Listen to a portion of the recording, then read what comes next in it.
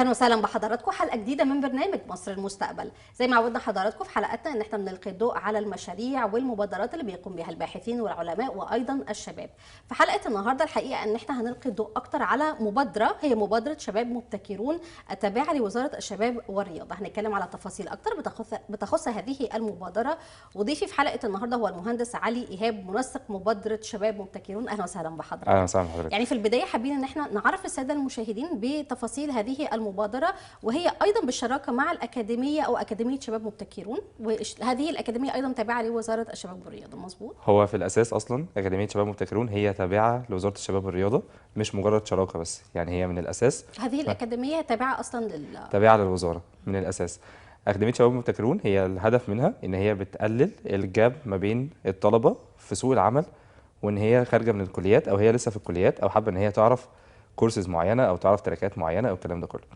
الهدف من المبادره في الاول هو كان ان احنا بس نحاول نجمع ما بين اقوى حاجتين موجودين دلوقتي، هما الشباب والتكنولوجي، ودوت كان الاسم بتاعها. وشباب مبتكرون هو السيزون الاولاني فيها انتهى، والسيزون الجديد هيبتدي ان هو ينزل بعد الحفله بتاعتنا ان شاء الله. السيزون هيكون تحت مسمى YTA Youth Technology Academy، اكاديميه الشباب التكنولوجيه، بحيث ان احنا بنجمع ما بين زي ما قلنا التكنولوجي والشباب، ده العنصرين المهمين عندكم بالظبط. تمام. حضرتك قلت انه السيزون الاولاني خلص، المده كانت قد ايه؟ ايه الكورسات اللي انتوا قدمتوها؟ ايه الجابس او الفجوات اللي انتوا اشتغلتوا عليها في السيزون الاول؟ السيزون الاولاني احنا ابتدينا من الشهر 8 اللي فات، تمام، وسيزون مستمر معانا لحد شهر 4 كانت نهايه السيزون بتاعنا. اشتغلنا في الاول عشان كنا في فتره التجربه، اشتغلنا على الكورس اللي ليه علاقه بالذكاء الاصطناعي AI، وقدرنا ان احنا نتارجت ما يقرب من 1300 طالب في اول سيزون. في تراك واحد دي كان بالنسبه لنا جزء كبير. التشالنج بتاعنا ان احنا اصلا كنا نعرف نوصل للشباب دي واحنا لسه بنبتدي، وبعديها قدرنا ان احنا ال 1300 دول ابتدينا احنا منهم فلتريشن، بدا يدخل من عندنا فيهم من حوالي من 700 ل 800 طالب، اللي قدر يكمل ويستمر للاخر من 400 ل 500 طالب، ونجح معانا واستمر للاخر حوالي 370 او 400 طالب، دول اللي اتخرجوا معانا من اول سيزون في الاكاديمي. يعني هي مرحله فلتريشن اللي تقدم لكم 1300 بالزبط. اللي كمل واخد كل الكورسات والتريننج ما بين ال 300 وال 400 طالب، ما بين ال 370 وال 400 طالب، تمام. دول اللي مش مجرد كملوا، دول اللي استمروا وقدروا ان هو يخشوا مرحله البروجكتس بتاعتنا، وعملوا الجراديويشن بروجكت بتاع البروجرام، وقدروا ان هم ينجحوا فيه ويحققوه ويوصلوا فيه. طيب احنا بنتكلم هنا على مده حوالي لو احنا بنتكلم 6-7 شهور تقريبا هي مده لا 6-7 شهور دي مده السيزون الاولاني، السيزون الاول بالظبط. لكن التريننج بتاع الطلبه نفسهم هو بيكون ما بين ال 60 و 70 ساعه، تمام. الشرح المستمر هو 60 ساعه، وفكره ال 10 ساعات الباقيين دول او ال 20 ساعه الباقيين دول بيعملوا بيها المشروع اللي هو المشروع والمناقشات والتفاصيل دي كلها. تمام. لو احنا اتكلمنا على الشروط التقديم، يعني حضرتك قلت انه انتوا مستهدفين كنتوا شباب، ما كانش حد يعرف ايه هي المبادره اصلا في الاول، يعني ازاي الناس عرفت والتحقتوا؟ احنا بنتكلم برضو على عدد مش وحش، 1300 في الاول. بالظبط. احنا في الاول طبعا صفحه وزاره الشباب والرياضه عملت لنا اناونسمنت بان احنا خلاص بدانا ومحتاجين ان احنا ناس، واحنا بدانا ان احنا ندور في الدايره القريبه مننا، وبدانا ان احنا نحاول ننزل اكتر في الجامعات، نوصل للطلبه اللي في الجامعات في السنين الاولى، بحيث ان احنا نوصل لده. ودوت الحمد لله نجح، وقدرنا ان احنا مش نوصل بس لمجرد طلبه، احنا وصلنا لخريجين ووصلنا لناس اصلا كبيره ودكاتره في الجامعات وحضروا معانا المبادره وكملوا لحد الاخر. وبناء على دوت احنا كان دوت بس مجرد اعلان داخلي، وبدانا ان احنا نتعرف، يعني الاسم بدا ان هو يظهر واحده واحده لحد ما قدرنا ان احنا نخلص السيزون الاولاني كله، وادينا اهو يعني فاضل هنتكلم عن الحفله يعني. لو احنا اتكلمنا، يعني دي برضو نقطة مهمة جدا، مين هم الناس اللي التحقوا؟ يعني انتوا كنتوا بتستهدفوا سن معين، كواليفيكيشنز او مؤهلات دراسية معينة، باك جراوند معين، اكسبيرينس معينة، ده في شق الملتحقين. ومين اللي كانوا بيدوهم الكورسز؟ يعني حضرتك بتقول اساتذة يعني في الجامعات، يعني ندي فكرة مين كانوا، يعني نوعيه الاساتذه اللي كانوا مشاركين في تدريبات، ونوعيه الستودنتس او الطلبه اللي التحقوا بالتدريب. يعني كان حد يعني لسه ما خلصش جامعه، خلص جامعه؟ اوكي. في بعض الشركات اللي ليها تعاقد مع وزاره الشباب والرياضه، هي شركات طبعا مش هنذكر اسمها أكيد. بس احنا بنبتدي ان احنا نستغل الناس اللي هم اوريدي عندهم شراكات مع وزاره عندهم شراكات مع وزاره الشباب والرياضه، ان هم ناس اصلا معتمده سواء دوليا او في جوه مصر، ان هم قادرين ان هم يدرسوا محتوى معين، ودول اللي كانوا بيدرسوا. كنا بنبتدي ان احنا بنتارجت كل الاعمار السنيه وكل الكواليفيكيشنز، ونبتدي ان احنا نشتغل عليهم. اللي عنده قصور في حاجه مثلا بري ريكويزيتس محتاجها، بيبتدي ان هو ياخدها او نريكومند حاجه ليه، بحيث ان هو يقدر يكيب تراكنج معانا في الكورس. واي حد كان بيحصل له حاجه كان عندنا تكنيكال سبورت تيم، والناس بتبتدي ان هي يعني لو حد في حاجه وقع منه بيبتدي ان هو يرجع لريكورد محاضره تانية يسال حد، بحيث ان هو يفضل مواكب دوت. في ناس وقعت مننا طبعا في النص ما قدرتش ان هي تواكب ده. يعني بس هل الموضوع كان متقدم قوي عليهم؟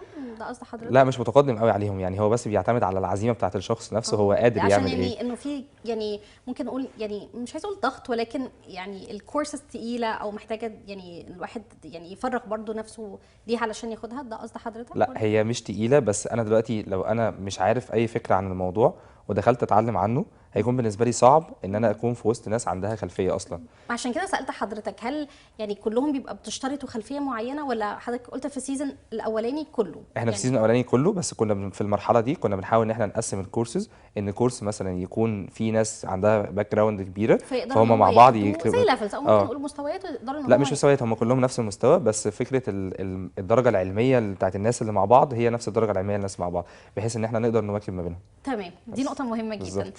ما بعد حفل التخرج هيكون في فرص توظيف؟ هيكون في متابعة للخريجين؟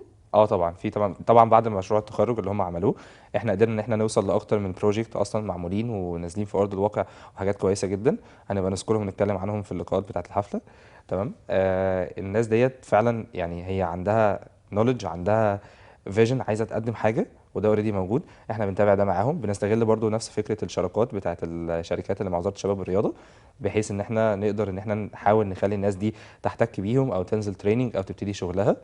وهيبقى في طبعا متابعه معاهم، وليهم فرصه برضو ان هم يكونوا موجودين في السيزون الجديد، سواء عايزين ياخدوا نفس التراك او يعملوا ابجريد لنفسهم او ياخدوا تراك تاني، فهو ده بيفولو اب يعني.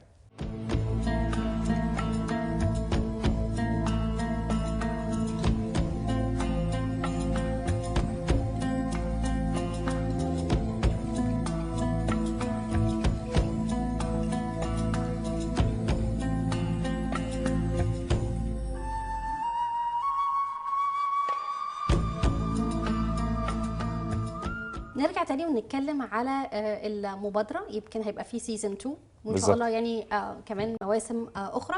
بالنسبة لكم ايه البلان او الخطة في الموسم القادم؟ سيزون يعني 2 هيبدأ امتى؟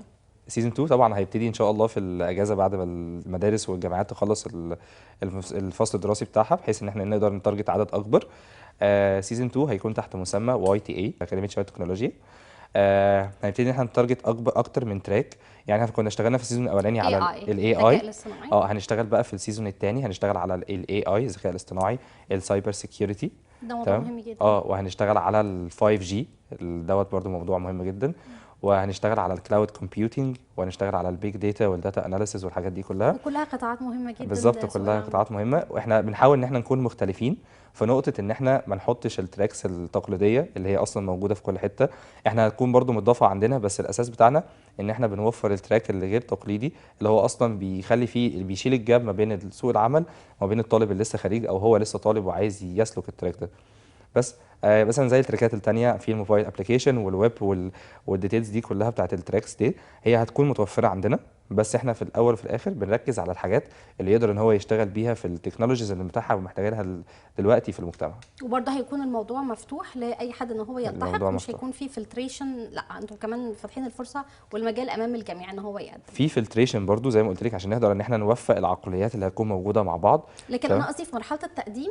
في مرحلة التقديم مفتوح لكل. يعني واعتقد ان هم لازم يتابعوا يعني اي حد حابب ان هو يلتحق بهذه المبادره يتابع صفحه وزاره الشباب والرياضه صفحة على. وزارة الشباب والرياضة، صفحاتنا على السوشيال ميديا، احنا موجودين في كل البلاتفورمز بتاعت السوشيال ميديا فاي حد باسم اي شباب حد مبتكرون. شباب مبتكرين. اه، وان شاء الله يعني كمان كام يوم الاسم ده هيتغير، هيبقى واي تي اي، بحيث ان برضو الناس تقدر توصل لدوت. يعني احنا بنتمنى طبعا من الشباب ان هم، احنا بنتكلم على كل الاعمار كل مظبوط، ما الاعمار. فيش ليميت علشان ما حدش. لا، احنا بنتكلم على كل الاعمار، بس هي الفكره كلها ان إن مثلا النسبه 80% و85% هي بتكون الشباب. اوكي. بس برضو بنشرك برضو معانا الاعمار المختلفه، وبرضو بنشرك ذوي الاحتياجات الخاصه. لو في حد من ذوي نقطه الاحتياجات مهمه الخاصه جدا. عنده اي فكره ان هو حابب يقدم في حاجه زي دي، طبعا هيكون موجود.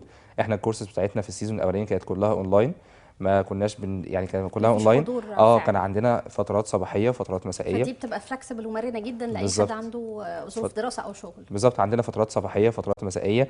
عندنا اصلا كورسز مثلا بتبقى مكثفه في الويك اند بس، يعني احنا بناخد ويك اند.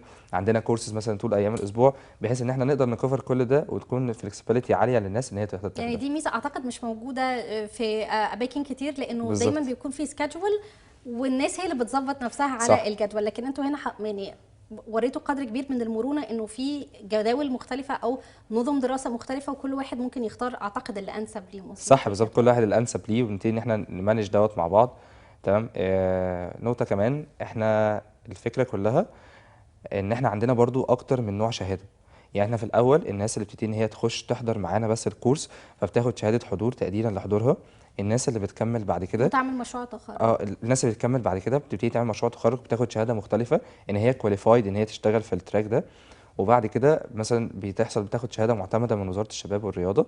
وفي شهاده رابعه اخيره، دي شهاده بتكون انترناشونال، دي بتكون شهاده دوليه معتمده دوليا من الشركات اللي ليها شراكه مع وزاره الشباب والرياضه. يعني دي نقطة مهمة جدا، جدا. ان انتوا يعني موسعين المجال يعني بالظبط. امام الجميع. وكل واحد ومقدرته، يعني ما بالظبط. فيش مجهود بيضيع معاكم، انه بالظبط. حد مثلا لو حضر او كده وما قدرش ان هو يكمل ستيل ان هو بياخد شهادة بتقول ان هو حضر عدد معين من الساعات بالظبط. الدراسية. بالنسبة للمستقبل في الشراكات، يعني حضرتك قلت انه الشركات اللي انتوا بتتعاملوا معاها هي بالفعل متعاقدة مع وزارة الشباب والرياضة. هل في يعني رؤية مستقبلية ان انتم ممكن تزودوا عدد شراكات، تدخل معاكم شركات جديدة او جهات جديدة؟ الرؤية المستقبلية إن إحنا مش نتعاون بس مع وزارة الشباب والرياضة، إحنا نتعاون مع أكتر من وزارة. الوزارات اللي بتخدم في الجزء دوت، زي وزارة المالية، وزارة العمل، وزارة التعليم العالي، وزارة التعليم، بحيث إن إحنا نقدر نعمل شراكات مع دول، مع المعاهد القومية اللي بتقدم كورسز. أقول اسمها عادي. لو هي معاهد طبعا قومية. معاهد قومية اتفضل. يعني عندنا الاي تي اي والام تي اي، دول معاهد قومية بتقدر إن هي تبع وزارة الاتصالات. تبع وزاره الاتصالات. فاحنا هنبتدي ان احنا نوسع الشراكات دي بتاعتنا مع الشركات الخاصه اللي ليها شراكات مع الوزارات دي كلها، مش هتبقى مجرد بس وزاره الشباب والرياضه. مع ان احنا هندي فرصه للستارت اب كومباني اللي هي اصلا يعني لسه بتبتدي، لسه محتاجه ناس لسه عندها فيجن ان هي تقدر تشارك معانا في حته زي ديت، ان هم يكونوا موجودين على الاقل مثلا زي جوب فير يكون موجود، او ان هم يتابعوا الطلبه دول، او لو هم عندهم ناس اصلا محتاجه ان هي تاخد كورسز او تراكس، دي بيكون فيها شراكات. يعني احنا سعداء جدا ان احنا كنا انه عندنا الفرصه ان احنا طبعا نتكلم اكتر على هذه المبادره ونعرف تفاصيلها من خلال هذا اللقاء مع حضرتك المهندس علي ايهاب. وبنتمنى طبعا ان انتم تقدروا تتفادوا لو كان في اي مشاكل او قصور في سيزون 1.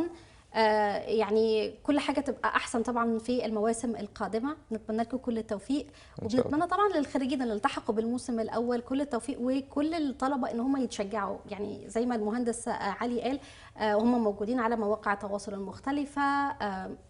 يعني ارجعوا تاني لمبادره شباب مبتكرون، حضرتك قلت اسمها الجديده هيكون واي تي اي يوث تكنولوجي اكاديمي. اكاديمي. يقدروا ان هم يلاقوا طبعا التفاصيل الاشتراك في هذه المبادره. شكرا جزيلا لحضرتك. شكرا لحضرتك. بتمنى لحضرتك كل التوفيق. شكرا جزيلا. شكرا، العفو. شكرا لحضرتك.